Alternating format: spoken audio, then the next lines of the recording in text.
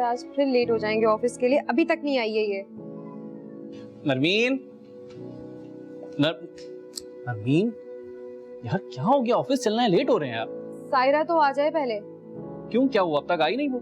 इसका रोज का यही ड्रामा है, रोजाना लेट हो जाती है। आ जाए इसकी खैर लेती हूँ मैं। ते यार तुम्हें मैंने कितनी बार कहा है तुम इस तरह से फिर। अस्सलाम वालेकुम नरमीन मैम। वालेकुम अस्सलाम। रोज रोज क्या लगा के रखा हुआ है तुमने ये? तुम्हें पता भी है कि हमें ऑफिस जाना होता है?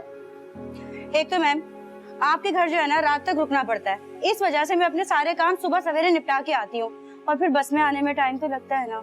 हाँ तो मैं तुम्हें डबल सैलरी दे रही हूँ, एक्स्ट्रा टाइम तुम फ्री में नहीं देती हो। नरमीन क्या हो गया यार? हम ऑफिस से आके भी तो ये सारी बातें कर सकते हैं ना। हाँ तो मैं क्या कह रही हूँ? लेकिन मैम वो कहा ना साहब ने ऑफिस से आने के बाद बात करेंगे, लेट हो रहा है। Okay come on let's go. और हाँ घर का ख्याल रखना और प्लीज कोई नई मुसीबत मत खड़ी करना।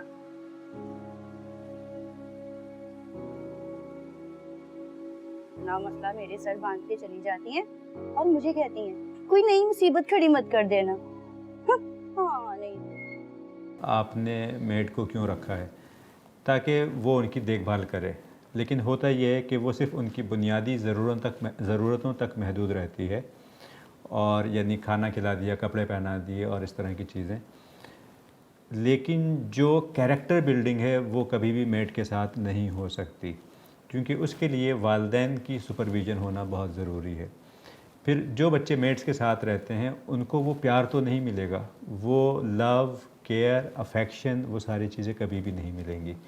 टू सम एक्सटेंट वो मेड्स, अगर कोई इंसान दोस्त है और अल्लाह ताला का खौफ है उसके दिल में, तो फिर तो वो थोड़ा बहुत करने के काबिल होती है या कर देती है, लेकिन अमूमी तौर पे ऐसी चीज़ें नहीं होती। सिर्फ बच्चों की ज़रूरतें पूरी की, अपना पे चेक लिया एंड दैट्स इट। अब जो बच्चे वालिदैन के साथ रहते हैं तो उनको जब प्यार, मोहब्बत, अफेक्शन मिलेगी तो उनके अंदर, बच्चों के अंदर जो सबसे बड़ी चीज़ होती है वो कॉन्फिडेंस पैदा होता है।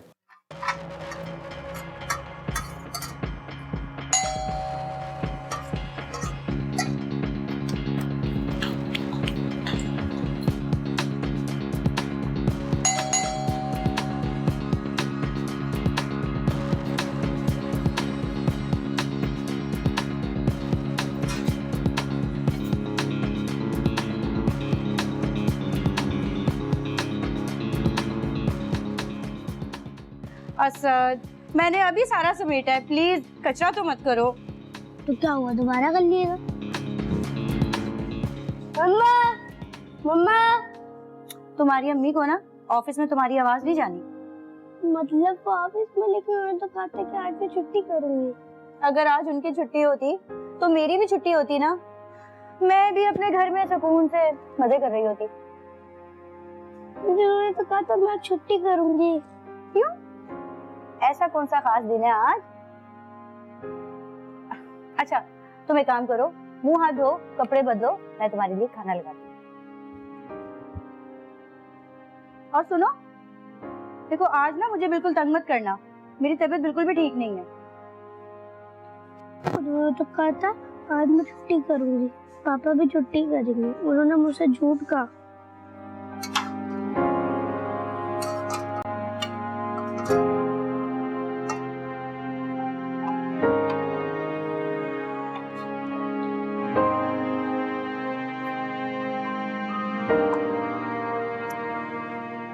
असद आओ खाना खा लो।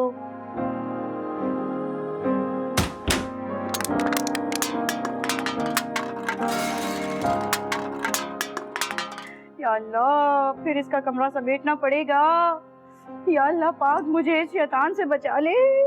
लेकिन जैसे स्टोरी में हम देखते हैं कि पेरेंट्स जब जॉब के लिए जाते हैं तो वो एकदम से अचानक से एक मेड का बंदोबस्त करते हैं और उस पर छोड़ के घर चले जाते हैं। तो बेसिकली ये चीज़ें इस तरह से होती हैं कि बच्चे को भी थोड़ा सा काउंसिल किया जाता, और जब वालिदैन, माँ या बाप घर में थे उसी वक्त मेड को अपॉइंट किया जाता और फिर साथ में कुछ टाइम गुजरता, ताकि वो एक अंडरस्टैंडिंग होती, वो लोग भी उसको देख लेते, बच्चा भी उसके साथ मानूस हो जाता, और बच्चे को बता के और फिर अगर ये एक्शन लिया जाता तो बच्चे के दिमाग पे वो असर नहीं पड़ता, नेगेटिव असर नहीं पड़ता, क्योंकि एक्सेप्टेंस होती। यहाँ पे इसके बिल्कुल बरक्स हुआ। बच्चा आता है कि घर में पेरेंट्स होंगे, माँ होगी, लेकिन उसको मेड मिलती है। तो जब आप किसी से कोई चीज़ छीन लेते हैं तो वो जो एहसास महरूमी पैदा होता है, फ्रस्ट्रेशन पैदा होती है, तो उसके नतीजे में जो मेंटल डिस्टॉर्शन होती है तो वो एंगर को जन्म देती है। और यही चीज़ फिर हम यहाँ पे देखते हैं कि बच्चा मुख्तलिफ़ चीज़ें तोड़ फोड़ देता है और गुस्से का इजहार करता है। असद, असद मेरे बच्चे बताओ हुआ क्या है? सायरा बता रही थी कि आपने खाना भी नहीं खाया। मुझे वो खाना पसंद नहीं है। तो बेटा जो पसंद था वो बता देते सायरा को, वो बना के दे देती है आपको। 104 फीवर है। फीवर? ओहो।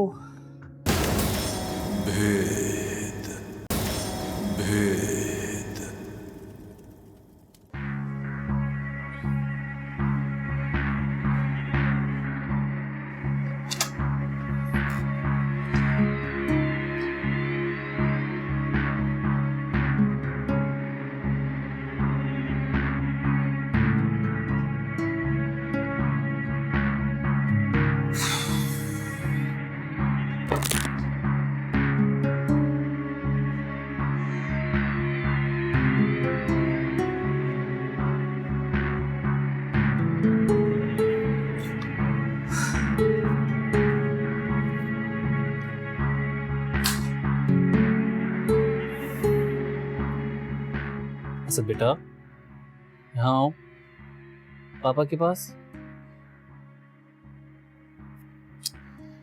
असद ये सब क्या है बेटा? इतना गुस्सा किस बात का? किसी ने कुछ कहा है? सर मैंने तो कुछ भी नहीं कहा।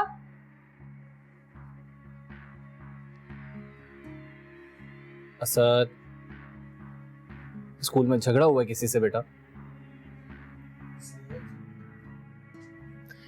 असद, असद मेरे बच्चे बताओ हुआ क्या है? सायरा बता रही थी कि आपने खाना भी नहीं खाया। मुझे वो खाना पसंद नहीं है। तो बेटा जो पसंद था वो बता देते सायरा को, वो बना के दे देती है आपको। लेकिन मैम मैंने तो बस, तुम्हें मैंने 10 दफा कहा है कि जो असद को पसंद हो वही बनाया करो, ना कि जो तुम्हें पसंद हो।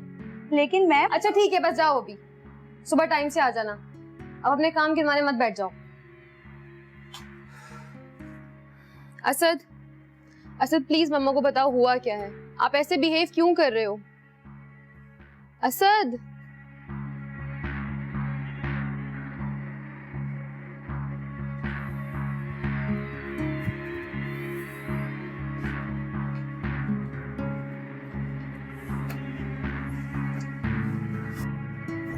अभी भी मेरा बर्थडे किसी को याद नहीं है। जिन बच्चों का क्लोजेट यानी अलमारी भी मैसी है, बेडरूम भी मैसी है, और लिविंग रूम जहाँ पे वो बैठते हैं, हर चीज़ जो है वो मैसी है, तो ये शो करता है कि mind is fully cluttered. So this is the indication of cluttered mind, यानी कि उनके माइंड में कुछ ऐसे अनरिजॉल्व इश्यूज़ चल रहे हैं, ऐसी चीज़ें चल रही हैं कि जिनको एड्रेस करना बहुत ज़रूरी है। और फिर यही बच्चे जब बड़े होते हैं तो इनका कंप्यूटर का डेस्कटॉप पे भी आपको 200 आइकन नज़र आएंगे, इनके ऑफिस में भी टेबल पे जो है 500 फाइलें मौजूद होंगी। हर चीज़ उनकी लाइफ में क्लटर्ड होती है।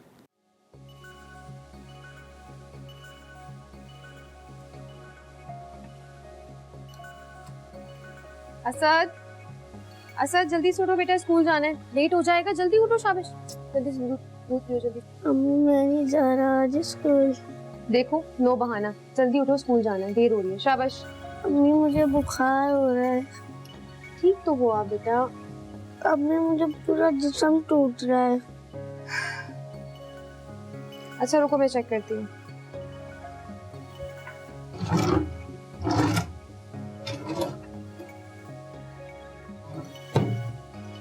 असद ओपन योर माउथ, मुंह बंद करो। निकालना नहीं, मैं आ रही हूँ।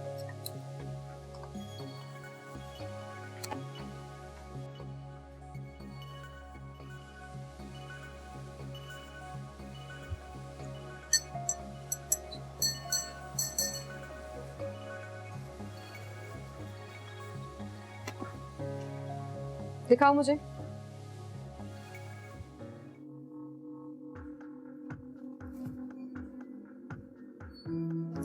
नरमीन मेरा नाश्ता रेडी कर। ये क्या हुआ इसको? अब पता नहीं 104 फीवर है। फीवर? ओहो, तुम एक काम करो, आज ऑफिस का ऑफ कर दो और इसको हॉस्पिटल ले जाओ। मोहसिन, तुम्हें पता भी है कि मुझे ऑफिस में आज कितना काम है, और वैसे भी सायरा तो आने वाली है ना। तो एक दिन से कुछ भी नहीं होता यार। ऑफ करो और इसको हॉस्पिटल ले जाओ, और मुझे नाश्ता बना दो यार प्लीज, जल्दी करो। असद, जल्दी से दूध फिनिश करो, फिर डॉक्टर के पास जाना है। शाबाश, जल्दी से फिनिश करो।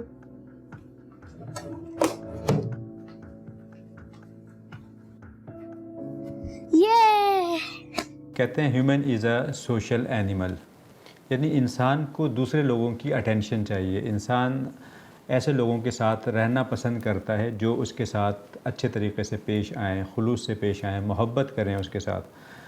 तो फैमिली में अगर उसकी जो इमीडिएट फैमिली है किसी भी इंसान की, बच्चे की, अगर उसको वो वहाँ से तवज्जो ना मिले तो फिर वो बच्चा, वो इंसान ऐसी चीज़ें करना शुरू कर देता है कि जिसके ज़रिए वो लोगों की अटेंशन ग्रैब कर सके। और जैसा कि हम इस स्टोरी में देखते हैं कि बच्चा वो थर्मामीटर के साथ टेम्परेचर का बहाना करता है, और वंस इट इज़ वर्किंग तो फिर माइंड में बच्चे के ये आ जाता है कि this is how I can grab the attention of my parents. तो फिर वो चीज़ अनकॉन्शियस हो जाती है, और फिर वो एक साइकोलॉजिकल डिसऑर्डर बन जाता है कि बच्चा जब बड़ा होता है तो फिर वो इंसान हर वो चीज़ करना शुरू कर देता है कि जिसके ज़रिए वो अटेंशन सीख कर सके। वो मुख्तलिफ बीमारियों का बहाना बनाएगा, वो ऐसी चीज़ों का जिक्र करेगा जो रियलिटी में एग्जिस्ट नहीं करती, लेकिन वो सिर्फ for the sake of grabbing attention.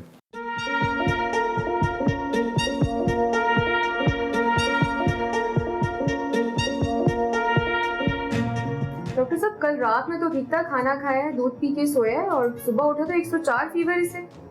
जी अच्छा, मैं अभी चेक करता हूँ। 104 बुखार था। जी डॉक्टर। हाँ करो बेटा। असद बेटा, मुंह बंद करो। पकड़ लो, शाबाश।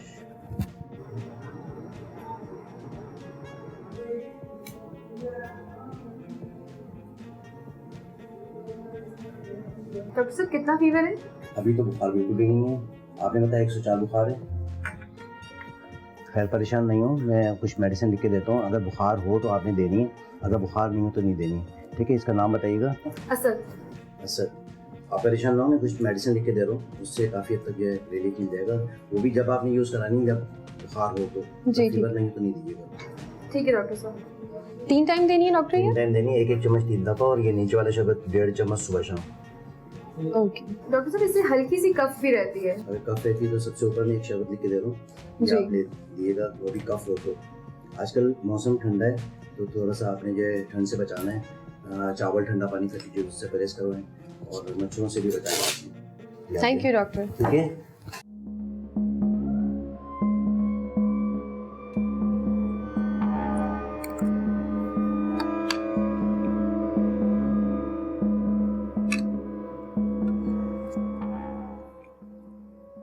नरमीन, क्या हुआ यार?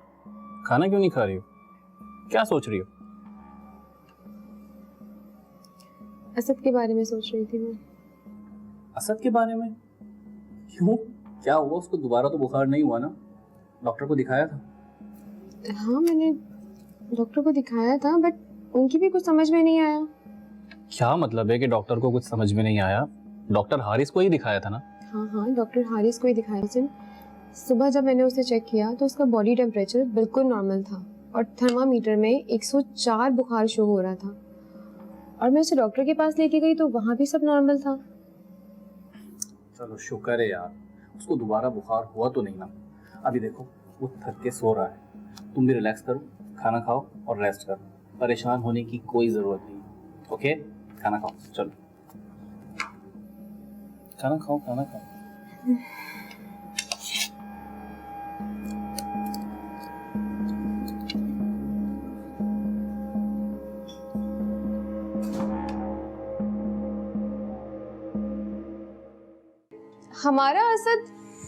हमारा असद ऐसा कैसे कर सकता है यार? मेरा तो सोच सोच के दिल घबरा रहा है कि अगर उस बच्चे के पेरेंट्स पुलिस कंप्लेन कर देते तो हमारे असद का क्या होता। इससे पहले कि मैं असद को बुलवाऊं, मैं आपको बताना चाह रहा हूँ कि मैंने उसको 1 महीने के लिए सस्पेंड कर दिया है। क्या?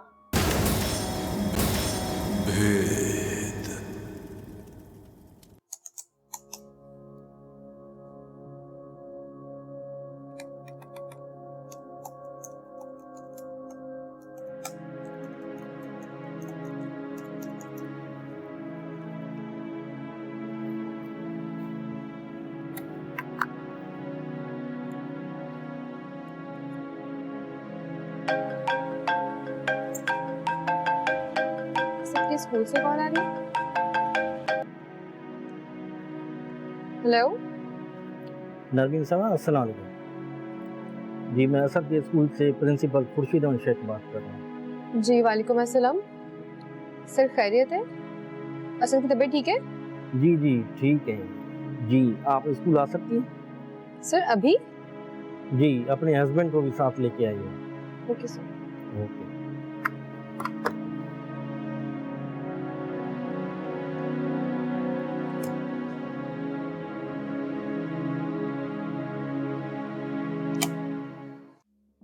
Sir everything is all right? आपने इतनी इमरजेंसी में हमें बुलाया है?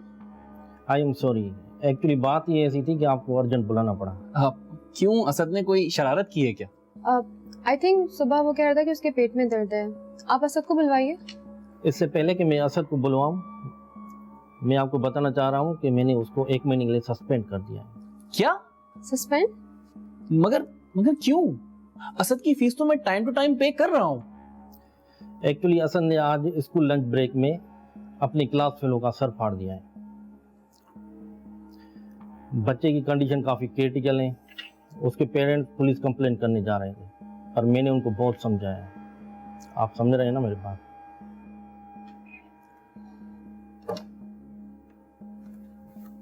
असद को अंदर भेजें।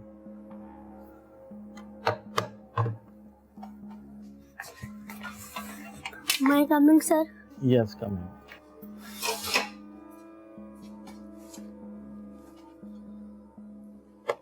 इस पे आप अपनी दोनों साइन कीजिएगा। क्यों? ऐसा कुछ नहीं है, मैंने जो ऑर्डर पास किए हैं ये उसके लिए साइन है। आप दोनों की रजामंदी जरूरी है।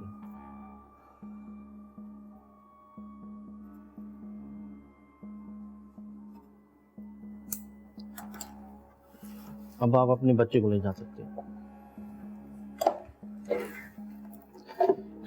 मोहसिन साहब, आप 2 मिनट बैठिएगा, थोड़ा काम है। तुम बाहर वेट करो, मैं आता हूँ।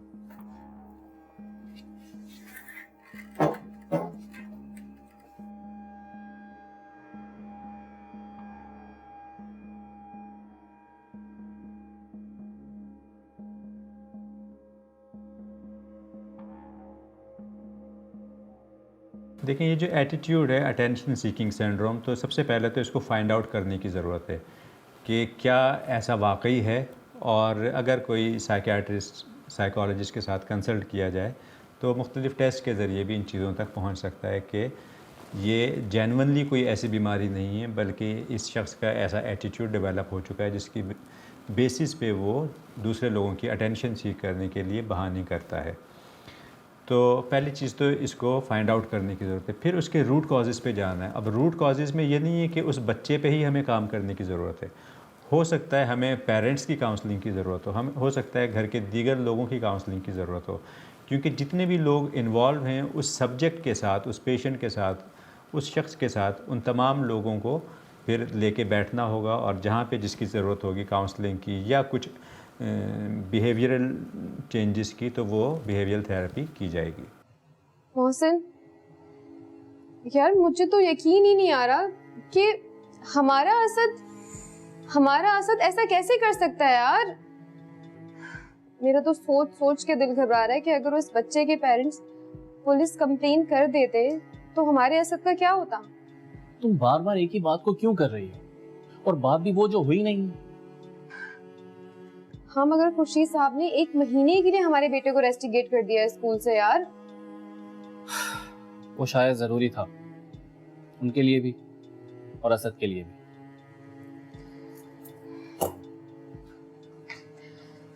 मोहसिन, तुमने मुझे असद से बात क्यों नहीं करने दी? 2 थप्पड़ लगाती ना सीधा हो जाता वो। इसी वजह से इसी वजह से, क्योंकि तुम उसके साथ गुस्से में सिर्फ मारपीट ही कर सकती थी और इससे बच्चा और ज्यादा बिगड़ता है। हाँ तो मोहसिन क्या किया जाए? उसे इस तरह तो नहीं छोड़ सकते ना। आपने देखा नहीं कि वो दिन ब दिन कितना बदतमीज होता जा रहा है। ये लो। साइकाइट्रिस्ट, इसका क्या करना है? खुर्शीद साहब ने दिया है और कहा है कि एक बार असद को दिखा देना। खुर्शीद साहब का दिमाग ठीक है? उन्हें हमारा बच्चा पागल नजर आता है?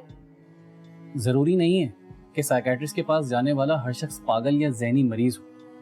कुछ बातें ऐसी होती हैं जो हम अपने करीबी दोस्त या रिश्तेदारों से नहीं कर सकते। इसीलिए साइकाइट्रिस्ट से खुलकर बात की जा सकती है और ये साइकाइट्रिस्ट बच्चों का बिहेवियर ऑब्जर्व करने में बहुत ज्यादा एक्सपर्ट होते हैं। तो हमें सबको एक बार उनको जरूर दिखाना चाहिए।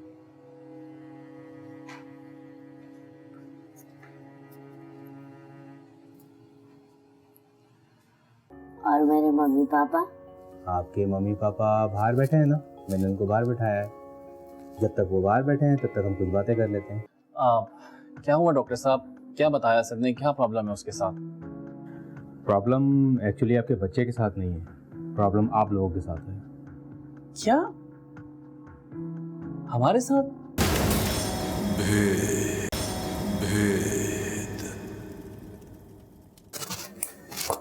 असद बेटा, आपको डरने की या घबराने की बिल्कुल भी जरूरत नहीं है। और मेरे मम्मी पापा? आपके मम्मी पापा बाहर बैठे हैं ना, मैंने उनको बाहर बिठाया है। जब तक वो बाहर बैठे हैं तब तक हम कुछ बातें कर लेते हैं। क्या ख्याल है? ठीक है। अच्छा बताएं, आपको खाने में सबसे ज़्यादा क्या पसंद है? बिरयानी। बिरयानी, वाह। और आपको खेलने में क्या, खेलते क्या हैं आप बताएं, खेल में क्या पसंद है आपको? क्रिकेट। क्रिकेट। तो आपका फेवरेट क्रिकेटर कौन है? आफरीदी। शायद आफरीदी। छक्के लगाता है ना बहुत, हैं? तो वेरी गुड। पंची, ये वाला, ये ताली मारो। Very good. आप तो बहुत प्यारे बच्चे हो, है ना? देखें, अब अगर बच्चे को आप ये बताते हैं कि आप ऐसा कर रहे हो, आप गलत कर रहे हो, तो सबसे पहले एक ये भी इंसानी नफ्सियात है कि जब आप क्रिटिसाइज़ करते हैं तो इंसान डिफेंसिव हो जाता है। जब आप कहोगे कि आप ये गलत कर रहे हो, आप बहाना बना रहे हो, तो वो बच्चा डिफेंसिव हो जाएगा और वो उसके आगे मज़ीद 10 रीज़न्स पेश करेगा। तो इसको साइकोलॉजिकली डील करना पड़ेगा और इसके लिए बिहेवियरल थेरेपी की भी ज़रूरत होती है। समटाइम्स हिप्नोथेरेपी के सेशंस के ज़रिए इन चीज़ों को एड्रेस किया जाता है। और सबसे बढ़कर जो मिसिंग फैक्टर है, जब आप उसको पूरा करना शुरू कर देंगे, यानी डिमांड और सप्लाई वाली बात है, तो वो बिहेवियर किस वजह से हो रहा है? चूँकि वो अटेंशन नहीं मिल रही। तो जब आप प्रॉपर अटेंशन देना शुरू कर दोगे तो फिर वो जो बिहेवियर है वो डेवलप होना आहिस्ता आहिस्ता रिवर्स हो जाएगा, ख़त्म हो जाएगा। क्या हुआ डॉक्टर साहब? क्या बताया सर ने? क्या प्रॉब्लम है उसके साथ? प्रॉब्लम एक्चुअली आपके बच्चे के साथ नहीं है, प्रॉब्लम आप लोगों के साथ है। क्या हमारे साथ? अब क्या मतलब? मैं कुछ समझा नहीं। आप लोगों ने कभी असद के साथ बैठकर टाइम गुजारने की कोशिश की है या कभी उसके साथ टाइम स्पेंड किए? एक्चुअली हम दोनों ही जॉब करते हैं तो टाइम मैनेज करने का मौका ही नहीं मिलता। और संडे? वो भी ऑफिस में काम करते हुए गुजर जाता होगा। एक्चुअली आपके बच्चे को आपके वक्त और आपके अटेंशन की बहुत ज़रूरत है। आपने कहा कि असद स्कूल ना जाने के बहाने ढूंढता है, ऐसा बिल्कुल नहीं है। वो ये सब सिर्फ इसलिए करता है कि वो ज़्यादा से ज़्यादा वक्त आप लोगों के साथ गुजार सके। और स्कूल में भी उसने जो कुछ किया वो सिर्फ और सिर्फ इसलिए कि अब वो आप लोगों के साथ ज़्यादा से ज़्यादा वक्त गुजारेगा। ऐसे बच्चे बहुत सेंसिटिव होते हैं। असद पहला बच्चा नहीं है, इस तरह के पहले भी कई केसेस आ चुके हैं। ऐसे बच्चे एक्चुअली बहुत सेंसिटिव होते हैं और उनको अटेंशन की ज़रूरत होती है। अगर उनको अटेंशन ना मिले तो वो इस तरह की हरकतें करते हैं। तो अब इलाज क्या है इसका? इलाज बड़ा सिंपल है इसका। किसी दवाई की ज़रूरत नहीं है। आपके बच्चे को आपके अटेंशन और आपके वक्त की ज़रूरत है और अब वो आप लोगों पे डिपेंड करता है कि आप उसको किस तरीके से मैनेज करेंगे। असद बहुत सेंसिटिव बच्चा है। जी डॉक्टर साहब, मैं जानती हूँ। ठीक है, thank you so much doctor साहब, thank you so much. Thank you doctor.